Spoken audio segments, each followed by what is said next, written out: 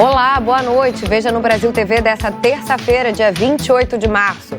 Familiares, amigos e alunos se despediram da professora morta a facadas em uma escola de São Paulo. Alunos e colegas prestaram uma homenagem no local do crime. A polícia investiga a morte de um menino de 6 anos no Distrito Federal. Ele foi socorrido pelos bombeiros com uma perfuração na barriga. A família não sabe o que aconteceu. Equipes de resgate tentam encontrar um jovem que desapareceu após ser arrastado pela enchente no interior do Ceará. E ainda, o número de casos de dengue aumentou mais de 11 vezes no Rio de Janeiro em relação ao início do ano passado. Agora no Brasil TV.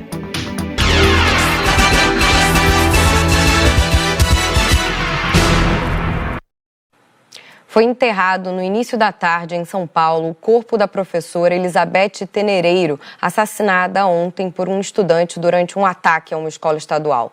Alunos, familiares e colegas de trabalho prestaram homenagens à professora Beth no cemitério e também na porta da escola. Velas, flores, uma homenagem de entidades estudantis à professora Beth, assassinada ontem por um estudante na rede estadual de ensino. A gente também está nessa luta para uma escola segura, sabe? Também prestar as condolências aos familiares e estudantes que também estão muito mexidos. Amigos, professores e alunos foram dar o último adeus a uma amante da educação no cemitério do Araçá, no centro de São Paulo. Elizabeth Tenereiro tinha 71 anos. Já era aposentada depois de trabalhar por 40 anos no Instituto Adolfo Lutz. Escolheu ser professora. Deu aula de biologia para o Mateus no ano passado. Diria que a metade da minha escola está aí dentro, o clima está pesado, todo mundo chorando, triste.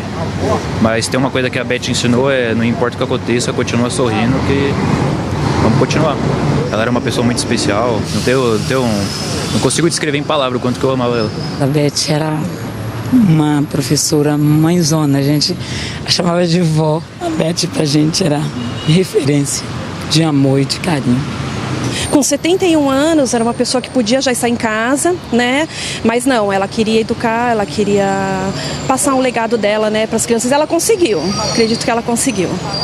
O agressor de 13 anos que matou a professora Beth na escola estadual Tomásia Montoro só não fez mais vítimas por causa de 2 professoras. Cíntia Barbosa, professora de educação física, pegou o assassino pelas costas para impedir que ele continuasse atacando a professora Ana Célia. Em seguida, a professora Sandra Pereira Mendes tomou a faca da mão do agressor. Sandra tem 44 anos. É coordenadora geral da escola há 3 anos.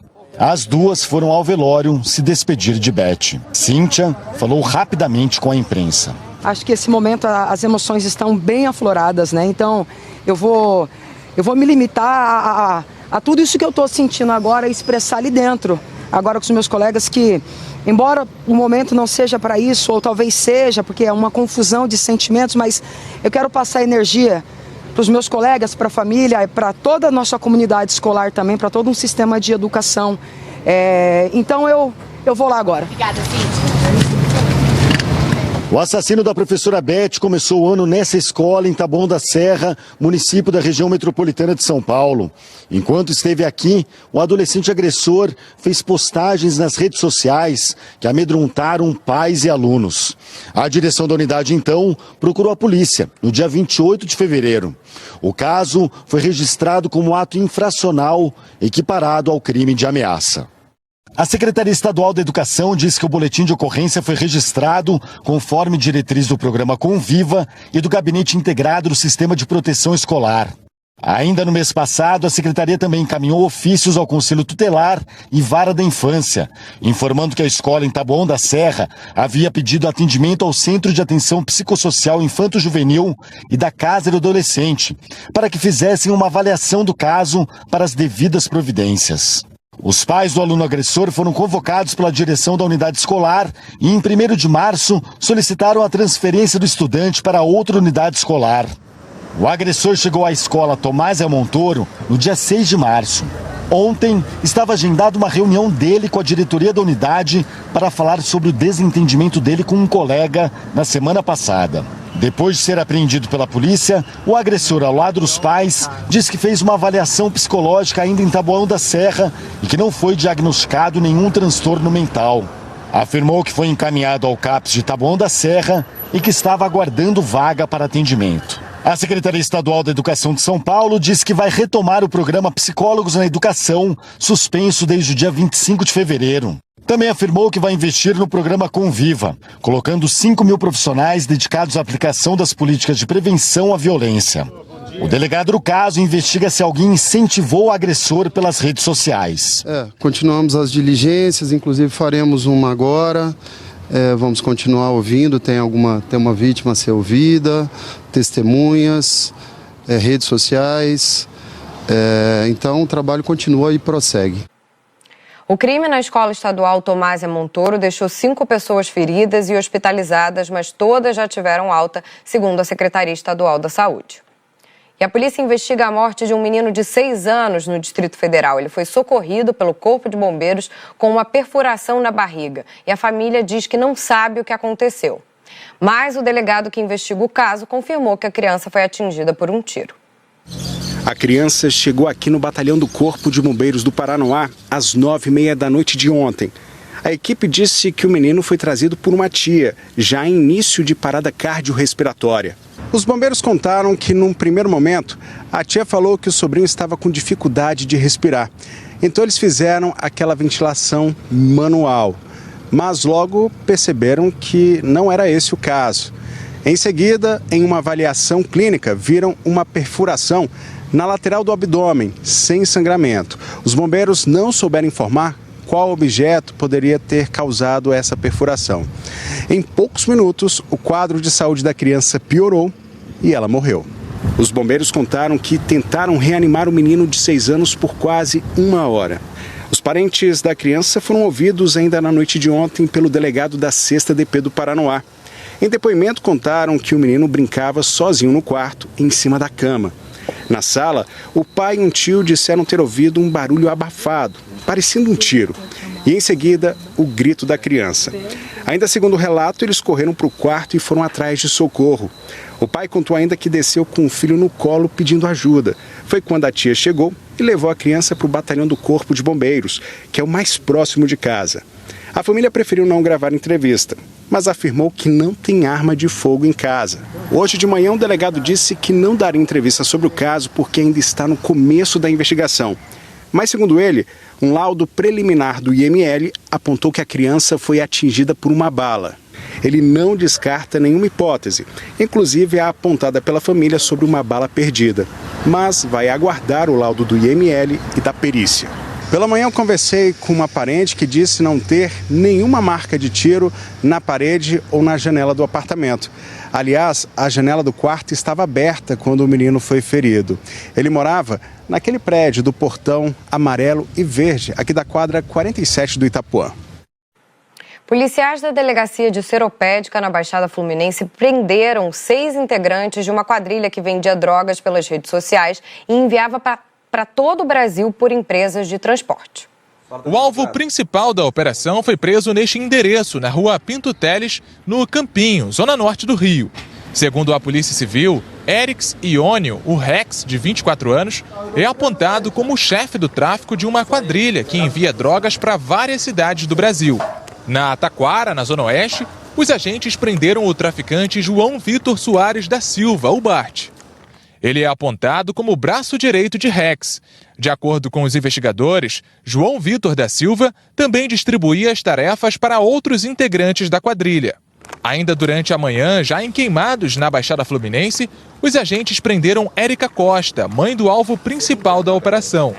A Polícia Civil diz que ela era uma das responsáveis por armazenar drogas, além de preparar as encomendas para enviar para os clientes. Os policiais cumpriram cerca de 50 mandados de busca e apreensão e 6 de prisão em diferentes endereços nas zonas norte e oeste do Rio, na Baixada Fluminense e também em Maricá, na região metropolitana. Um dos alvos da operação não foi encontrado e já é considerado foragido da Justiça. Ainda de acordo com a investigação, Vitor dos Santos Pacheco ajudava a plantar e vender vários tipos de maconha. O delegado que está cuidando do caso disse que as investigações começaram há cerca de 2 anos e que o grupo criminoso usava aplicativos de mensagens para oferecer as drogas aos possíveis compradores em diferentes estados do Brasil. Os presos respondem pelos crimes de tráfico interestadual de drogas e associação ao tráfico. Segundo a polícia, as investigações continuam para tentar localizar outros integrantes do grupo criminoso. Moradores de uma comunidade na zona sul do Recife estão assustados com a presença de abelhas. Se engana quem pensa que as abelhas só vivem nas matas. Dona Lalinha, de 86 anos, mora na casa de número 175 da Rua Paru, em Brasília Teimosa. Ela mostra o pé de carambola que fica no quintal da casa. Foi nele que as abelhas escolheram para morar. Faz uns 15 dias. Como foi que a senhora viu? Porque lá de cima caiu um pedaço que está ali. Aí eu fui ver o que era. Quando eu fui lá, estava cheia de abelha. A colmeia é grande e está entre os galhos da árvore. Dá para ver muitas abelhas. Esses pedaços de cera que Dona Lalinha juntou no pote caíram da colmeia. Ela vive aperreada porque as abelhas entram na casa. O neto da aposentada foi picado dentro do quarto. O pé de carambola está florido e as abelhas vêm em busca do pólen das flores. É parecido com o que acontece na Rua Espardate, onde tem mais abelhas. Aqui as abelhas apareceram na casa de Dona Tânia. Nós vamos mostrar com cuidado, sem chegar muito perto, para vocês verem onde elas fizeram a casa. Bem aqui, ó, nessa planta aqui também tem muitas flores. Se a gente conseguir mostrar, tá lá, ó, a casa de abelhas e algumas voando por perto. E o que chama a atenção é que a colmeia fica muito perto daqui, ó, da porta e da janela da casa. Dona Tânia disse que não faz muito tempo que as abelhas apareceram. Sexta-feira a gente já notou alguma coisa assim estranha, né? Aí sábado, domingo e ontem foi que a gente viu a colmeia crescendo, né? Mais rápido assim mesmo? Muito rápido mesmo. Não tinha nada por aqui de colmeia? Não tinha nada aqui, pelo menos na rua não tinha. Nem no seu jardim? Né? Nem no jardim. Mas aí eu já estou sabendo que aqui na rua também tem outros focos. E quando a senhora viu uma colmeia tão grande assim, perto da porta de casa, da janela, como é que a senhora ficou? Assustada, né? O marido dela foi picado. Com medo de um acidente mais grave, ele botou fogo na colmeia para matar as abelhas. Tentei botar fogo, mas para ver, né, se a gente tirava ela, mas não teve jeito não. Na hora que o senhor botou fogo, elas saíram? Elas saíram, mas depois voltaram, né? Assim, perto de casa, as abelhas assustam. Em outras ruas do bairro, elas também estão aparecendo, nas árvores. Muitos moradores dizem que não foram atacados, mas conhecem pessoas que já foram. Ninguém sabe ao certo qual é a espécie dessas abelhas. Nós conversamos com o biólogo Alexandre Nunes e ele explicou que não se deve colocar fogo na colmeia porque, além do risco de provocar um incêndio, o fogo pode assustar as abelhas e aí sim fazer com que elas ataquem quem estiver ao redor. Nós procuramos o Corpo de Bombeiros para saber sobre o pedido dos moradores, mas ainda não tivemos retorno. E subiu para 51 o número de municípios em situação de emergência no Maranhão por causa da chuva e da cheia dos rios que cortam o estado. O nível dos rios começou a baixar, mas as cidades continuam alagadas. Em algumas ruas de Trizidela do Vale, as inundações diminuíram. As canoas estão paradas e a ponte que liga a cidade de Pedreiras foi liberada para carros pequenos e motos. Já é possível trafegar onde estava tudo coberto pela água. O nível do rio Mearim baixou para 8 metros e 37 centímetros. Algumas ruas ainda permanecem alagadas, mas a tendência é que tudo volte ao normal. Em Pedreiras, parou de subir o número de pessoas desabrigadas ou desalojadas. 217 famílias permanecem isoladas em povoados. A Cruz Vermelha acompanha a situação e deve atuar nesses locais com ajuda humanitária, tendo o auxílio do helicóptero da Polícia Rodoviária Federal. Ronaí Ferreira, para o Brasil TV. 500 famílias tiveram que abandonar as casas onde moravam por causa das chuvas na cidade de Milhano, interior do Ceará. No município vizinho, equipes de resgate tentam encontrar um jovem que desapareceu depois de ser arrastado pela enchente. Bombeiros começaram o dia procurando por Hildernando Silva, de 27 anos. Ele sumiu ontem no município de Senador Pompeu, a 270 quilômetros de Fortaleza, depois que o carro que dirigia foi arrastado pela enxurrada. Hoje nós temos aproximadamente 15 homens trabalhando nas buscas e vão se intensificar até a noite ou amanhã, até a gente encontrar esse rapaz. Uma colega de trabalho que estava com ele no veículo foi resgatada. Eu agradeço demais a Deus porque é uma segunda vida que Deus me deu, segunda chance. O carro foi encontrado hoje pela manhã. Com o temporal, reservatórios da cidade transbordaram e o nível dos rios subiu. A água cobriu a rodovia estadual que corta o município. Neste momento, 8 estradas estão com bloqueios totais ou parciais no Ceará. Em Milhã, cidade vizinha, as chuvas dos últimos dias deixaram pelo menos 500 famílias desabrigadas. Foram 190 milímetros de chuva, segundo a Fundação Cearense de Meteorologia e Recursos Hídricos. Na cidade, muita coisa ficou destruída. Diversas casas foram atingidas pela correnteza. A gente pode observar como é que ficou a situação até difícil para caminhar nesse local. Um pouco mais à frente, naquele ponto, existia uma residência onde a proprietária morava há apenas 5 meses. Depois que o nível da água baixou, dá para ver que ficaram apenas os destroços e o único cômodo a não ser levado pela correnteza foi o banheiro. Me vi morta nesse quarto, o guarda-roupa caindo por cima de mim, a água quase me cobrindo, eu não sei como é nem que eu pulei essa janela porque não era baixa. Quem teve que deixar as casas durante o temporal voltou hoje para tentar recuperar algum objeto. As camas não prestam mais, roupa tá tudo dentro do saco aí para ver se lava, para ver se recupera alguma coisa. Tinha um carro meu aqui, a água levou, tá para pular. Então, o prejuízo é grande, viu? Na zona rural, a Defesa Civil disse agora há pouco que este açude corre o risco de romper porque está muito cheio. Imediatamente iniciaram os trabalhos para liberar a água e diminuir o nível do reservatório. O serviço paliativo para diminuir a pressão na parede do açude, né, fazendo o alargamento do sangrador desse açude aqui. De uma forma geral, muitas pessoas tiveram que deixar suas casas, mas estão abrigadas em casa de familiares e parentes, né? A Superintendência de Obras Públicas do Ceará afirmou que faz obras nas 8 rodovias danificadas pela chuva para que elas sejam liberadas o quanto antes. Até o fim da tarde, o corpo de Idernando Silva não tinha sido localizado. O número de casos de dengue aumentou e muito no estado do Rio, principalmente na capital e na Baixada Fluminense. Já é 11 vezes maior que no início do ano passado. A Adriele ainda se recupera da dengue em casa. Febre alta, muitas dores no corpo, articulações, dores de cabeça principalmente. Eu perdi totalmente a voz. Realizei um exame de sangue, um hemograma completo. As contagens de plaquetas estão muito baixas, além do normal.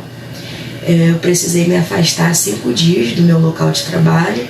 Em todo o estado, os casos de dengue dispararam. A média é de 102 casos notificados por dia este ano. Ao todo, foram mais de 8.800 casos. Mais de 11 vezes o número de casos do mesmo período do ano passado. Uma pessoa morreu de dengue este ano. Na cidade do Rio, já foram registrados 3.799 casos da doença. Santa Cruz, Guaratiba e Campo Grande são os bairros com maior número de casos. Depois vem Paciência e Jacarepaguá. Esta é a primeira vez desde 2016 que a maioria dos casos registrados é do tipo 1 do vírus. Por isso, segundo os especialistas, grande parte da população pode contrair a doença. A última epidemia de dengue que tivemos no Rio de Janeiro já faz mais de 10 anos e foi por dengue do tipo 2. Então existe uma quantidade de pessoas, uma proporção da população que nunca foi exposta ao dengue do tipo 1, né, que é um vírus que tem circulado em várias outras regiões do país, né, e chega agora ao Rio e por isso tem havido essa predominância. Na Câmara dos Deputados, o deputado federal Daniel Sorans disse que cobra do governo federal a retomada de campanhas educativas do Ministério da Saúde, além da adoção da vacina contra a dengue no SUS. O aumento de casos de dengue no estado do Rio de Janeiro, sem dúvida nenhuma, liga um alerta nacional para o Ministério da Saúde. É muito importante que a gente se previna para o próximo verão, incorporando a vacina da dengue que foi aprovada pela Anvisa. Não é só aqui, não. O Ministério da Saúde disse que a inclusão da vacina para o controle da dengue no SUS é uma prioridade. Segundo o Ministério, depois da aprovação da Anvisa, a vacina ainda deve ser analisada pela Câmara de Regulação do Mercado de Medicamentos, que deve definir o teto do preço. E depois a Comissão de Incorporação do SUS também deve fazer uma análise. A Secretaria Estadual de Saúde do Mato Grosso do Sul decidiu antecipar a vacinação contra a influenza. A campanha no estado começou hoje, mas a vacinação no país só começa dia 10 de abril. Olá! A chegada do outono e o aumento de casos de doenças respiratórias foram as justificativas da Secretaria de Saúde de Mato Grosso do Sul para antecipar a vacinação contra a gripe aqui no estado. Essa decisão vale para os 79 municípios, mas não significa que a imunização começa agora em todos eles. Isso porque fica a critério de cada uma das prefeituras planejar o cronograma de aplicação. Campo Grande informou que vai avaliar as estratégias para então estabelecer como será o trabalho na capital. O Ministério da Saúde enviou a primeira remessa com 92 mil doses do imunizante aqui para Mato Grosso do Sul. Com essa decisão, o estado antecipa em mais de uma semana a campanha de vacinação contra a gripe aqui no estado. Vale lembrar que a data estabelecida para todo o país pelo Ministério da Saúde é 10 de abril. De Campo Grande, Diego Queiroz, para o Brasil TV. No próximo bloco, as descobertas de uma escavação no Jardim do Museu da República, no Rio de Janeiro.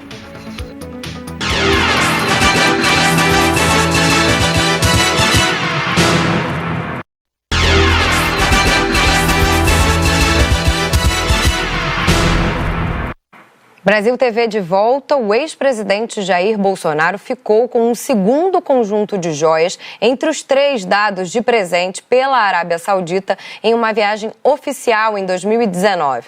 O caso foi revelado pelo Estado de São Paulo, o jornal, e confirmado pelo blog da Andréa Sadia. O Estadão apurou que o estojo inclui um relógio da marca Rolex de ouro branco cravejado de diamantes. Segundo o jornal, o conjunto de joias tem um preço estimado em pelo menos R$500 mil.